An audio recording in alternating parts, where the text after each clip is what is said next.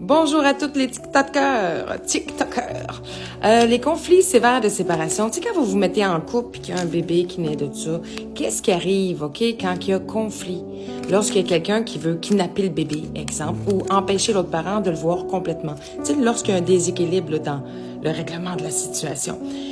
Si on fait affaire avec l'autorité, la police va tout de suite appeler la DPJ. Et la DPJ, elle, qu'est-ce qu'elle fait? C'est qu'elle enlève l'enfant le temps que les parents s'arrangent. Mais le problème, c'est qu'ils veulent pas que les parents s'arrangent, alors ils vont fournir des recommandations au tribunal de la jeunesse pour augmenter, en fait, le nombre de restrictions pour vous empêcher de voir vos enfants, petit peu par petit peu, en attendant de vous reprocher plus d'affaires et de vous éliminer complètement de la vie des enfants. Alors, ce que ça fait?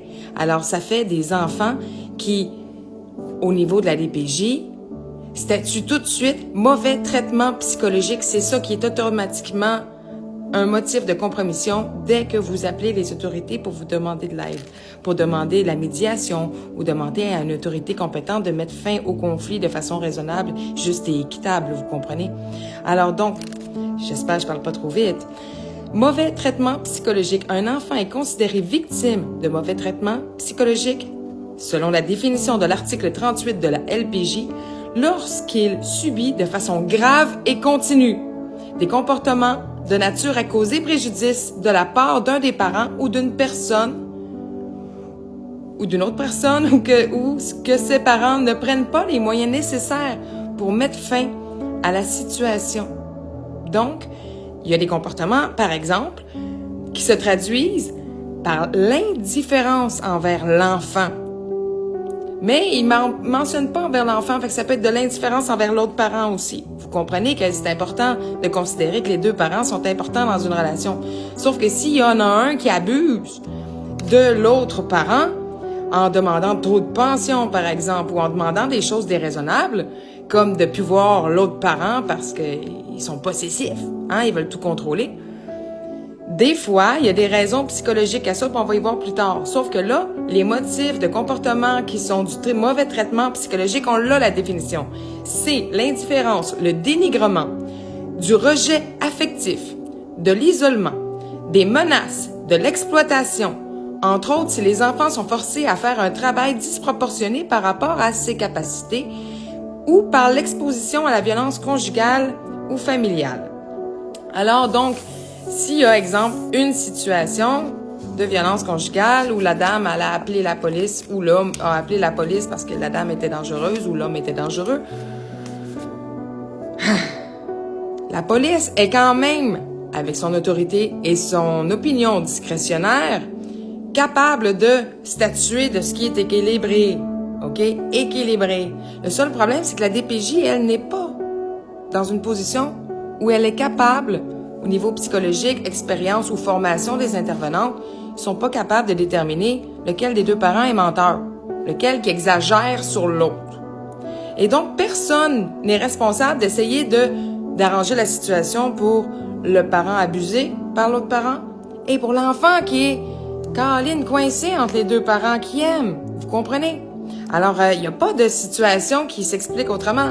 Oui, il y en a d'autres sortes de situations de compromission à la DPJ, mais mauvais traitement psychologique, on parle de l'indifférence envers l'autre parent pour l'exclure complètement de la vie de l'enfant, du dénigrement de l'autre parent devant l'enfant. Hein? Vous comprenez que c'est important de ne pas dénigrer l'autre parent, en moins que l'autre parent.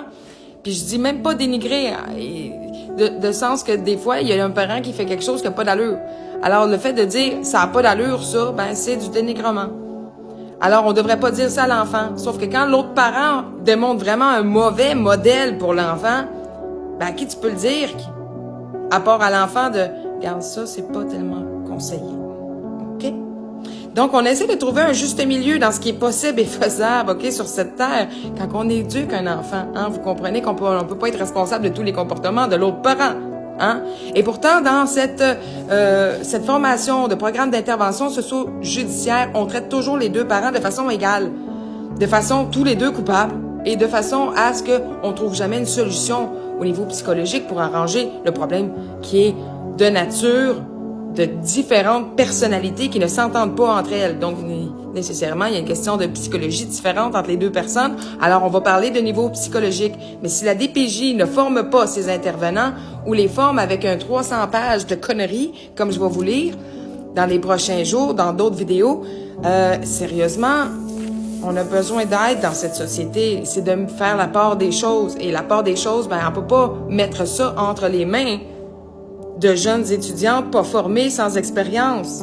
Faut comprendre, là, que le système de santé a sacré dehors toutes les intervenantes ou les travailleuses sociales qui étaient bonnes, qui étaient chevronnées ou qui étaient formées parce que il y a tellement un non-sens et une inhumanité, c'est inhumain, OK, ce qui se passe à la DPJ, qu'aucune bonne intervenante reste très, très, très longtemps. Mais je suis consciente qu'il y en a qui ont été engagés avec des bonnes intentions. Mais malheureusement, ils voient très bien qu'ils n'ont pas le choix à un moment donné de suivre la vague, puis la vague va pas dans le sens des parents, mais va dans le sens de cette formation qui est, à mon avis, pervertie et écrite aussi, malheureusement, par des directeurs de la DPJ, de nombreux directeurs de la magistrature, OK? Il y a des juges qui ont contribué à ce rapport-là à dire que tous les parents sont des manipulateurs, tous les parents sont des opposants, tous les parents iraient chercher des spécialistes en psychologie pour démontrer que la DPJ est pas correcte. Écoutez, là, la DPJ, des fois, est pas correcte, puis des fois, c'est les parents qui sont pas corrects. Mais ça prend quelqu'un d'intelligent pour départager les deux. Vous comprenez que c'est important. À mon avis, ça l'est. Alors ici, c'est marqué que dans la définition légale de mauvais traitement psychologique, il considère aussi la nature du comportement du parent et aussi l'impact que ça peut avoir sur l'enfant. Fait qu'on comprend, OK, que l'enfant doit être épargné, mais l'autre parent aussi qui fait rien doit être épargné. Vous comprenez, des féminicides, là? Quand il y a un parent qui tue l'autre parent, là, ça existe, ça existe. Alors donc, on pourrait dire à peu près 17 par jour. C'est ça le chiffre de féminicide ou de parents qui s'entretuent, là. Mais ils s'entretuent pas tous les deux. Il y en a un qui fuit, putain! Et donc, c'est ça qu'il faut vraiment prendre en considération. Ici, c'est marqué que la DPJ, il faut démontrer que ces comportements qui sont si graves et continus causent et pourraient causer préjudice à l'enfant. Fait que dans leur formation, il faut qu'ils démontrent que les comportements sont graves. Non seulement graves, mais continus. Fait que ça peut pas être genre une chicane. Vous comprenez, les intervenantes? Une chicane ne fait pas routine, ne fait pas habitude. Une chicane est un événement, je dirais pas sporadique, c'est un événement unique. Unique. Alors, quand ça se répète, c'est une autre histoire, c'est un autre dossier. Mais quand c'est un seul événement, ben là, il faut quand même prendre la considération qu'on n'enlève pas l'enfant, on règle l'événement là. On règle suite à l'événement, on fait expertise, OK? On fait analyse. Alors, ce préjudice découle d'une atteinte à son intégrité psychologique et son développement au plan cognitif, affectif ou social. Fait qu'il faut qu'il le démontre que ses comportements sont graves et continus. Si vous le démontrez pas, qu'est-ce que vous faites à amener les parents au tribunal de la jeunesse pour demander des exclusions totales de la vie de l'enfant, un déplacement, un déracinement de la vie de l'enfant? Mais vous imaginerez quelque chose, OK? Ici, OK, sur 300 pages de formation, de cette super formation qu'ils ont donnée à tout le monde, depuis octobre 2024, c'est marqué ici, en dernière page, toute dernière page, la pyramide des besoins d'un enfant. OK? Les besoins selon 5 catégories. Vous l'avez tous vu à l'école, cette pyramide-là, hein? Puis ce qui est bien important de reconnaître, OK, c'est que toutes les choses, tous les besoins de cette pyramide-là sont pas respectés à la DPJ. Le besoin psychologique n'est pas respecté. Les liens affectifs sont pas respectés.